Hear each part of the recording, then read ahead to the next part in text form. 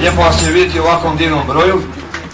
Iako sam očekivao malo više, ali slava Bogu, možda i još neki dođe, jer smo veliki broj pozvali. Jedno pitanje. Jel netko zna zašto smo mi ovdje?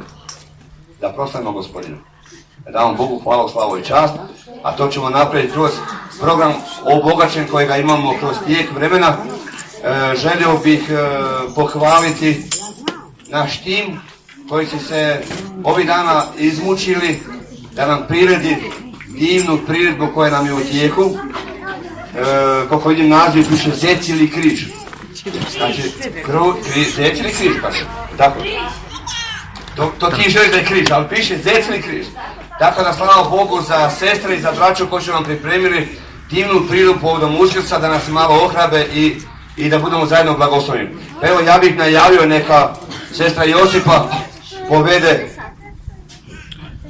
ekipu glumce, što kaže čerka moja Nikita Jovan, i nek nas zajedno svi, da budemo svi blagosloveni u Isusu Hristu. Amen. Bravo!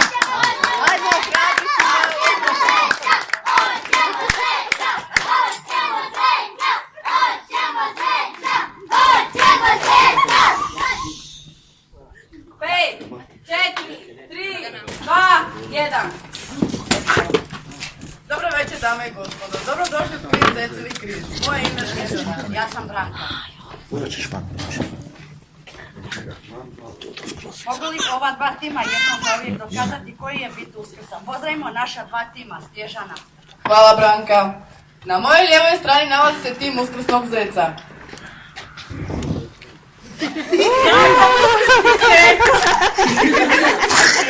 Ja sam uskrsno pile. Ja sam uskrsno jaje. Odlično, vi očito volite Uskrs. Da. S moje desne strane imamo tim Isus.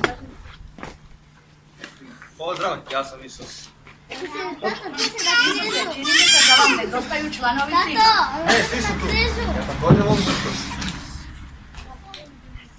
U redu, započnimo sa kvizom. Osoba koja prvo odgovori točno, osvaja bodove za svoj tim. Ako odgovorite krivo, onda bodovi idu drugome timu. Tim koji skupi više bodova dobiva titulu kralja Uskrsa. Natjecatelji, jeste li spremni? Da. Prvo pitanje, koja je najpopularnija boja za Uskrs? Ja znam, žuta kao ja. Žuta predstavlja proljeće, a Uskrs je u proljeće. Nažalost, vaš odgovor nije točan. Tim Isusa, znate li vi točan odgovor? Da, naravno, to je crvena. Ona predstavlja krv koja je prolivena za naše grijehe. Crvena za Isusovu krv je točan odgovor. Isus dobiva prvih 10 bodova i 10 bodova tima koji je krivo odgovorio. Slijedi pitanje broj 2. Tko na Uskrs nosi jaja u košaricu? Ja, to sam ja. Zec nosi jaja u košaricu. Ajte mući, ne opravi.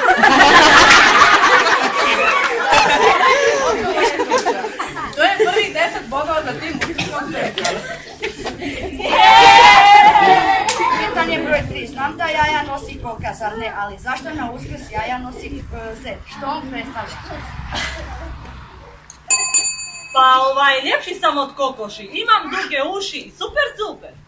Nažalost, vaš odgovor nije točan. Pitanje prelazi u tim Isus. Znate li vi odgovor? Zec predstavlja plodnost, umnožavanje novog života. Odgovor je točan. I novi 10 bodova i 10 bodova za pogrešan odgovor suparničkog tima. Za tim Isus rezultat je 40-10. Novi život, ha? Šta je to? Tako je. A mi idemo dalje sa novim pitanjem. Zašto se jede šunka za Uskrs? Mljac, kakvo je to pitanje? Ma daj, ne zezaj, večerima jedu meso. A ja sam čuo da je to jako fino. Mljac. No, imate li vi odgovor na naše pitanje? Nemamo. Isuse, imate li vi odgovor? Snaga, ona predstavlja snagu. Na križu kada sam bio, Otac je pokazao snagu pobjede na smrti. Znate ono kad vi pjevate? Na križu Isus, uze moje grijehe. Čekaj, ti si umro, a sad si živ. Kako je to moguće? Tako je, to je točan odgovor. Novi 10 bodova za tim Isusa i još 10 bodova za pjesmu pobjede. Naš rezultat je 60:10. I sada ćemo uzeti kratku pauzu. Reklame! predstavljamo najnoviji proizvod, našu tabletu Plivadon. Učinkovita protiv svake glavobolje. Recite, da li vas boli glava? Još uvijek, ne! Tako je. Glavobolja vas lako prođe uz učinkovite tablete Plivadon. Za sve moguće nuspove primjene obrate se svom državom liječniku i nekoliko.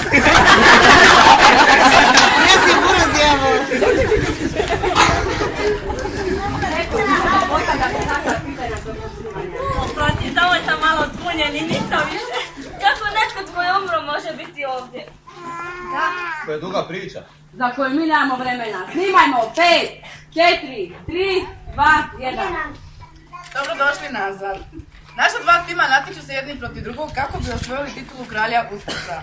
Trenutno tim Isus vodi 60:10. A mi nastavljamo sa novim pitanjem. Pitanje glasi, zašto je jaje povezano sa Uskrsom? A da se ko ima posla?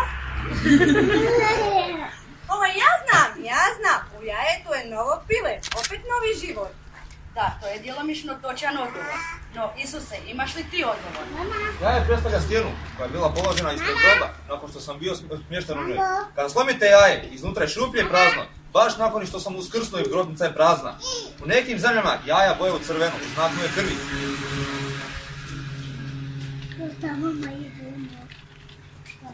To je potpuno točno.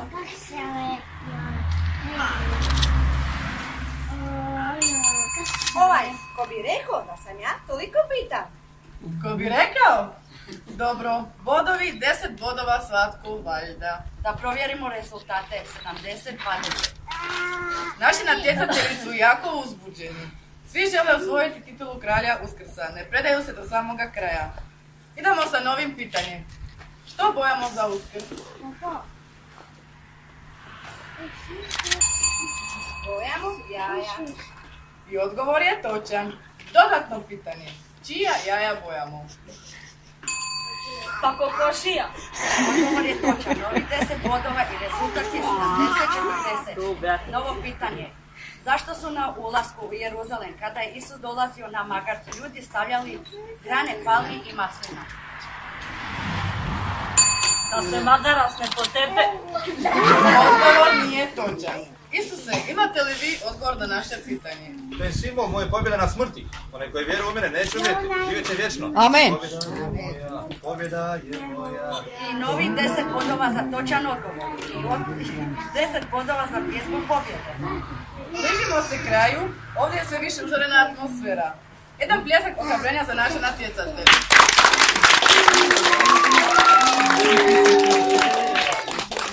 Hvala.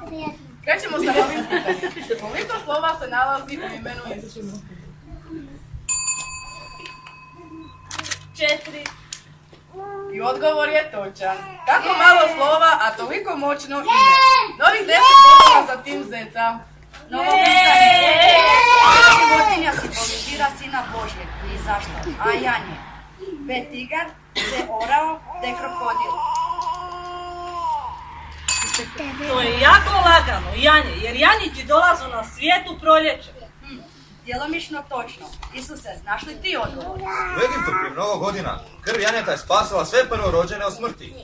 U Starom Zavjetu janiće su uzimali za žrtvu svoje grijehe. Janje simbolizira Sina Božeg jer je žrtva na križu. Ja sam bio žrtva na križu za grijehe cijeloga svijeta. Nije mi jasno, ti si sin Božji. Tako je. Točan odgovor. Tako je. Još 10 bodova za tim Isus i 10 bodova za tim Zeki.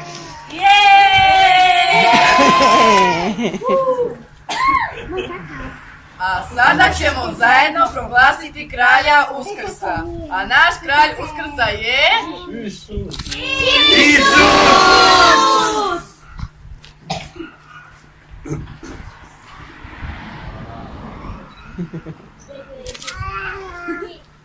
Drage dame i gospodo, drago nam je da smo došli do kraja našega kviza i dobili pobjednika kralja Uskrsa, a to je Isus. Nadamo se da ćete od sada još više uživati u proslavi toga dana, znajući pravu istinu i radujući se pobjedi koja je dobivena za sve nas. Želimo vam sretan Uskrs! Hvala!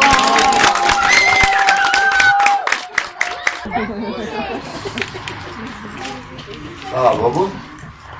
Evo sad smo vidjeli i svečanu priredbu povodom našeg, kako kažemo mi, Romi, blagdana, Uskrsa. Imamo još jedno značenje zašto se Uskrs i šta simbolizira Uskrs.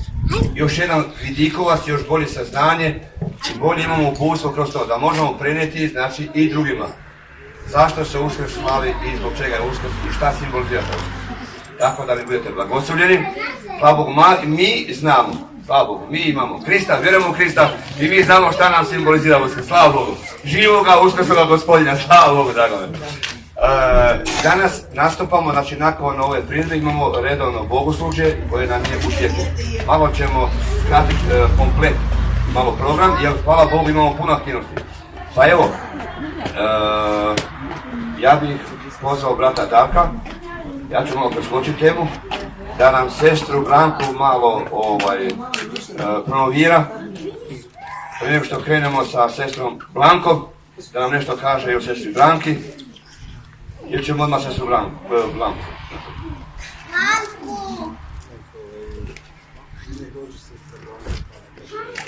Da, ona će to bolje, da. Slava Bogu. Pastor me je malo korigirao i slava Bogu, zato jesu tu pastori voditelji koji usmjeravaju. Pozivamo sestru Blanku da nam se odazove ovdje, neka nam se pridruži, molim vas. Još nađe tamo vremena, sad i ona usmjerava tamo sestru Blanku. Ok, dobro. Spremni za još jednu malu priču? Ok, bila ovako išla priča. Na jednoj velikoj obali mora valovi su izbacili sve morske zvijezde van. I zvijezde su bile po pijesku. I došlo je sunce, počelo je grijati te zvijezde, a zvijezde ne mogu bez vode i počele su odumirati. Po toj obali šetala su se dva čovjeka. Jedan je išao s jedne strane obale, drugi sa druge strane obale. I ovaj koji je išao ovdje rekao, ajme kako su lijepe ove zvijezde, a tako su prekrasne, a šteta, sve će uginuti. Baš je šteta što će se to dogoditi s njima, koliko ih samo ima. I tako je on razmišljao tužno i hodao je, a sa druge strane je išao drugi čovjek i nešto je radio. Ne mogu. I kada su se sreli, ovaj čovjek ga pitao, a što ti radiš? Kaže on, pa vraćam zvijezde u more. Kaže on, pa zašto to radiš? Pa pogledaj koliko ih je, ne isplati se. A kaže ovaj, za ovo se isplati. Baci ih u more i tako nastavi dalje skupljati zvijezde i bacati ih u more. Ovaj čovjek koji je gunđao, koji je mrmljao i dalje je nastavio gunđati, mrmljati i otišao je svojim putem. A ovaj čovjek koji je skupljao zvijezde, pokušao ih je što više skupiti i baciti u more. Znači, ovo je priča jedna kako u biti mi razmišljamo. Ponekad razmišljamo tako da nam je sve negativno, da nam ništa ne paše, da kažemo dođi u crkvu, ma joj ne mogu, boli me noga, ma joj nemam novaca, ma joj susjed mi je ovo napravio. Imamo hrpu izgovora samo da ne dođemo Bogu. A ponekad neko kaže, kad dođe u crkvu, kako si? Joj, imam puno problema, ali nema veze, došao sam Isusu jer znam da će on moje probleme uzeti za sobom.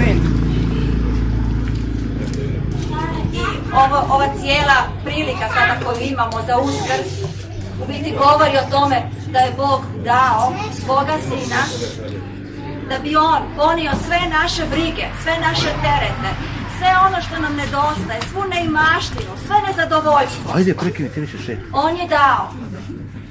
I ono što je rekao, i vi činite tako. I vi činite kao ja. I evo, moja poruka za vas je ovdje, da vi odlučite kako ćete živjeti. Da li ćete biti kao onaj čovjek koji je gunđao i mrmljao i žalio se? Ili ćete biti kao ona osoba koja će ipak reći i isplati se. Ja idem. Evo, to je sve od mene za danas. Što se tiče davanja, vi odlučite koliko ćete dati Bogu. Bog je dao sve što je imao, najvrijednije. Koliko ćete vi dati, da li je to 2 sata u petak kad je služba, da li je to svaki dan kroz tjedan u molitvi, pomoći susjedu kako god. O tome odlučujete vi. Bog kaže da nikad neće zaboraviti vaša dobra djela. Tako da ne morate misliti, ma ne isplati se. Isplati se. I onaj jedan put kada pomognete, isplati se. Boži blagoslov sa svima.